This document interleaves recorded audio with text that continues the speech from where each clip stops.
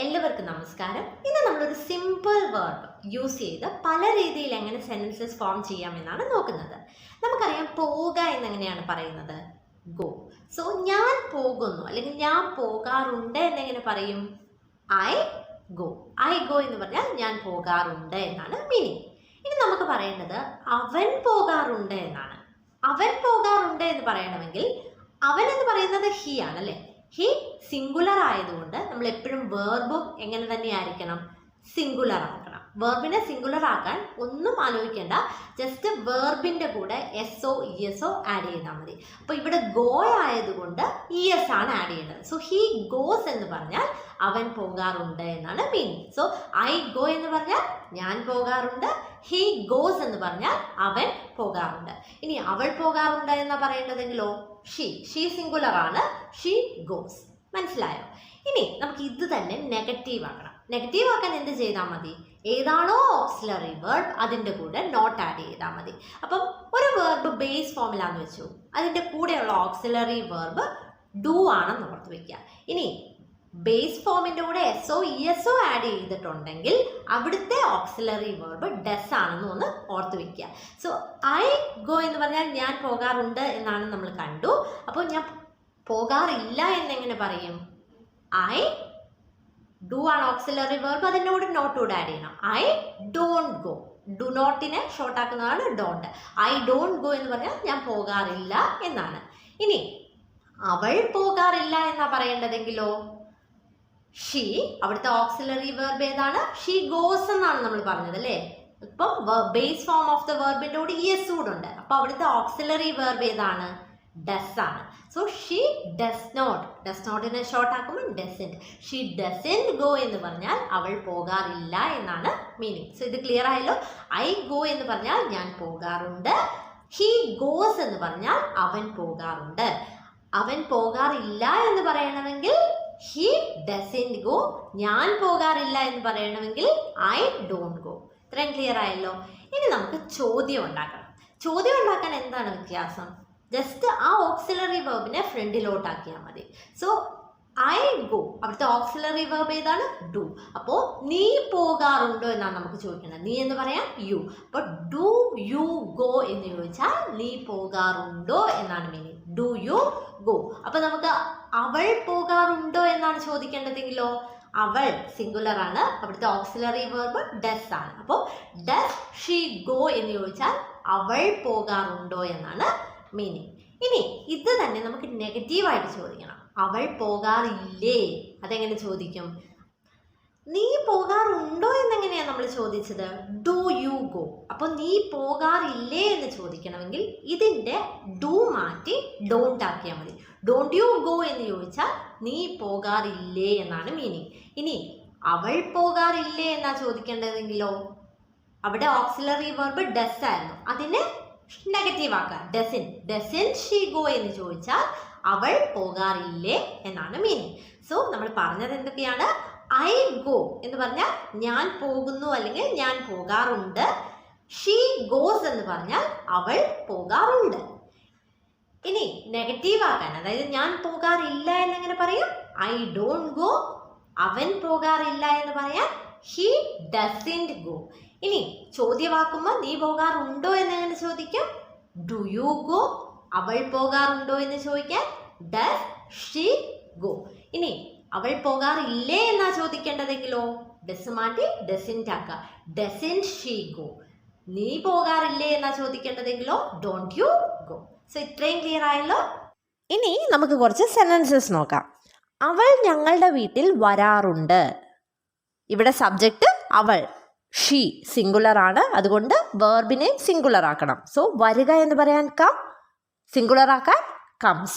So she comes to our house എന്ന് പറഞ്ഞാൽ അവൾ ഞങ്ങളുടെ വീട്ടിൽ വരാറുണ്ട് എന്നാണ് meaning. She comes to our house. ഇനി അവൾ ഞങ്ങളുടെ വീട്ടിൽ വരാറില്ല എന്ന് പറയണമെങ്കിലോ ഇവിടെ ഓക്സിലറി വേർബ് ഡസ് ആണ്, അതിൻ്റെ കൂടെ നോട്ട് ചേർക്കുക. So she doesn't come to our house എന്ന് പറഞ്ഞാൽ അവൾ ഞങ്ങളുടെ വീട്ടിൽ വരാറില്ല എന്നാണ്. She doesn't come to our house. So എപ്പോഴും ഓർക്കുക, ഡുവോ ഡസോ ഇങ്ങനെയുള്ള എന്തെങ്കിലും ഓക്സിലറി വെർബ് സെൻറ്റൻസിൽ വരുന്നുണ്ടെങ്കിൽ അത് കഴിഞ്ഞ് വെർബ് ബേസ് ഫോമിലായിരിക്കണം. അതായത് ഇവിടെ കമ്മാണ്, കംസ് അല്ല. ഇനി ഇതൊരു ചോദ്യമാക്കണം. അവൾ നിങ്ങളുടെ വീട്ടിൽ വരാറുണ്ടോ? അതെങ്ങനെ ചോദിക്കും? ഡസ് ഫ്രണ്ടിലോട്ടാക്കിയാൽ മതി. ഡസ് ഷീ കം നിങ്ങളുടെ വീട്ടിൽ എന്നാ. So to your house. Does she come to your house എന്ന് ചോദിച്ചാൽ അവൾ നിങ്ങളുടെ വീട്ടിൽ വരാറുണ്ടോ എന്നാണ്. ഇനി അവൾ നിങ്ങളുടെ വീട്ടിൽ വരാറില്ലേ എന്ന് ചോദിക്കണമെങ്കിലോ doesn't she come to your house. അവൾ നിങ്ങളുടെ വീട്ടിൽ വരാറില്ലേ? Doesn't she come to your house. ഇനി അടുത്തത്, ഞാൻ വാരാന്ത്യത്തിൽ അതായത് വീക്കെൻഡിൽ എൻ്റെ മാതാപിതാക്കളെ സന്ദർശിക്കാറുണ്ട്. അതെങ്ങനെ പറയും? സന്ദർശിക്കുക എന്ന് പറയാൻ visit. So I visit my parents on weekends എന്ന് പറഞ്ഞാൽ ഞാൻ വാരാന്ത്യത്തിൽ എൻ്റെ മാതാപിതാക്കളെ സന്ദർശിക്കാറുണ്ട് എന്നാണ് meaning. I visit my parents on weekends. ഇനി ഞാൻ വാരാന്ത്യത്തിൽ എൻ്റെ മാതാപിതാക്കളെ സന്ദർശിക്കാറില്ല എന്നെങ്ങനെ പറയും? ഐ, ഇവിടുത്തെ ഓക്സിലറി വെർബ് ഡു ആണ്. സോ അതിൻ്റെ നെഗറ്റീവ് ആക്കാൻ don't. So I don't visit my parents on weekends എന്ന് പറഞ്ഞാൽ ഞാൻ വാരാന്ത്യത്തിൽ അല്ലെങ്കിൽ വീക്കെൻഡിൽ എൻ്റെ മാതാപിതാക്കളെ സന്ദർശിക്കാറില്ല എന്നാണ് മീനിങ്. ഇനി നീ വാരാന്ത്യത്തിൽ നിന്റെ മാതാപിതാക്കളെ സന്ദർശിക്കാറുണ്ടോ എന്നെങ്ങനെ ചോദിക്കും? അവിടെ ഡു എന്ന ഓക്സിലറി വെർബ് ഫ്രണ്ടിലോട്ടാക്കുക. So do you visit your parents on weekends എന്ന് പറഞ്ഞാൽ എന്താണ്? നീ വാരാന്ത്യത്തിൽ നിന്റെ മാതാപിതാക്കളെ സന്ദർശിക്കാറുണ്ടോ? ഇനി നീ വാരാന്ത്യത്തിൽ നിന്റെ മാതാപിതാക്കളെ സന്ദർശിക്കാറില്ലേ എന്ന് ചോദിക്കണമെങ്കിലോ don't you visit your parents on weekends. ഇനി അടുത്തത്, എനിക്ക് വഴി അറിയാം. ഇത് സിമ്പിൾ പ്രസന്റ് ടെൻസ് ആണ്. എങ്ങനെ പറയും? അറിയുക എന്ന് പറയുന്നത് നോയാണ്. So I know the way എന്ന് പറഞ്ഞാൽ എനിക്ക് വഴി അറിയാം എന്നാണ്. ഇനി എനിക്ക് വഴി അറിയില്ല എന്നെങ്ങനെ പറയും? ഡൂവിൻ്റെ കൂടെ നോട്ട് ചേർക്കുക. So I don't know the way എന്ന് പറഞ്ഞാൽ എനിക്ക് വഴി അറിയില്ല എന്നാണ്. ഇനി നിനക്ക് വഴി അറിയാമോ എന്നെങ്ങനെ ചോദിക്കും? ഡു യു നോ ദ വേ. നിനക്ക് വഴി അറിയില്ലേ എന്നെങ്ങനെ ചോദിക്കും? ഡോണ്ട് യു നോ ദ വേ. ഇനി അടുത്തത്, അവർ രാവിലെ നേരത്തെ എഴുന്നേൽക്കാറുണ്ട്. അതെങ്ങനെ പറയും? എഴുന്നേൽക്കുക എന്ന് പറയാൻ നമുക്ക് ഗെറ്റ് അപ്പ് അല്ലെങ്കിൽ വേക്കപ്പ് എന്ന് പറയാം. So they get up early in the morning എന്ന് പറഞ്ഞാൽ അവർ രാവിലെ നേരത്തെ എഴുന്നേൽക്കാറുണ്ട് എന്നാണ്. ഇനി അവർ രാവിലെ നേരത്തെ എഴുന്നേൽക്കാറില്ല എന്ന് പറയണമെങ്കിലോ they don't get up early in the morning. They don't get up early in the morning. ഇനി അവർ രാവിലെ നേരത്തെ എഴുന്നേൽക്കാറുണ്ടോ? അതെങ്ങനെ ചോദിക്കും? ഡു ഫ്രണ്ടിലോട്ടാക്കാം. Do they get up early in the morning എന്ന് പറഞ്ഞാൽ എന്താണ്? അവർ രാവിലെ നേരത്തെ എഴുന്നേൽക്കാറുണ്ടോ.